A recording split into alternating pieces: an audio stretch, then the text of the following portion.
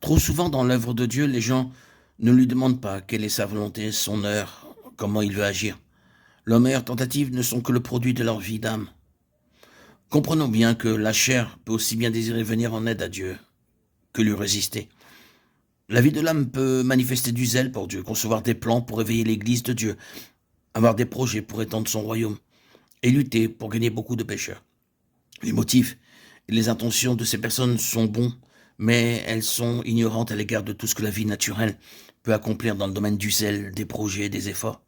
Elles ne perçoivent pas ce qui est louable, c'est de faire seulement ce que Dieu a ordonné.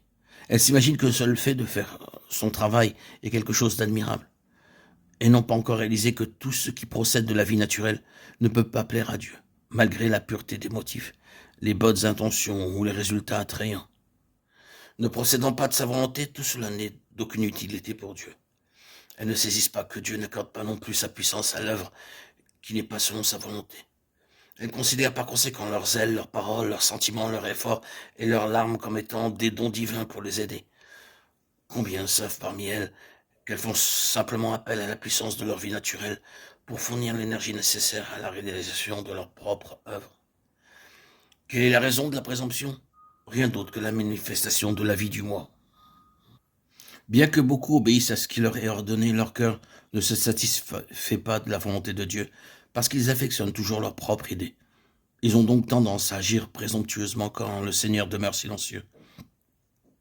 Permettez-moi de dire qu'à moins que nous ne jugions de notre chair et ne laissions la croix traiter notre vie naturelle, la vie du moi, nous pourrons peut-être d'un côté lutter pour obéir lorsque Dieu ordonnera, mais de l'autre côté nous agirons certainement selon notre propre pensée, même si celle-ci est désapprouvée.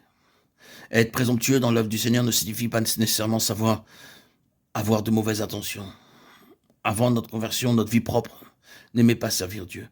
Mais une fois sauvés, nous aimons le servir. C'est alors que commence une période très dangereuse. Car si autrefois nous refusions absolument de servir le Seigneur, nous désirons maintenant le faire toutefois. Nous voulons le servir uniquement à notre façon. Dieu ne veut pas simplement que nous le servions. Il demande aussi à être servi selon les voies voulues par lui seul. Combien de fois son peuple s'est trompé en pensant que Dieu veut uniquement le service, en laissant à l'initiative des hommes la manière de le faire?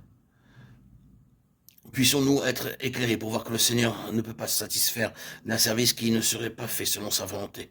Bien plus encore, nous devons aussi nous assurer que le moment et la manière de procéder dans ce travail ont aussi été ordonnés par le Seigneur. Nous devons reconnaître que malgré le bien fondé des motifs, ils ne peuvent pas se substituer à la volonté de Dieu. Quel que soit le succès dû aux efforts des hommes, tout cela ne pourra pas satisfaire Dieu.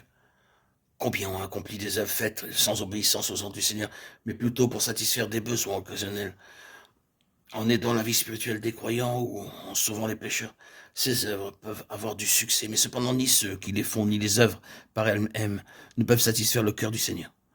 Ce que nous devons premièrement considérer, c'est le besoin immédiat de Dieu, et non pas les exigences extérieures de saints ou des pécheurs.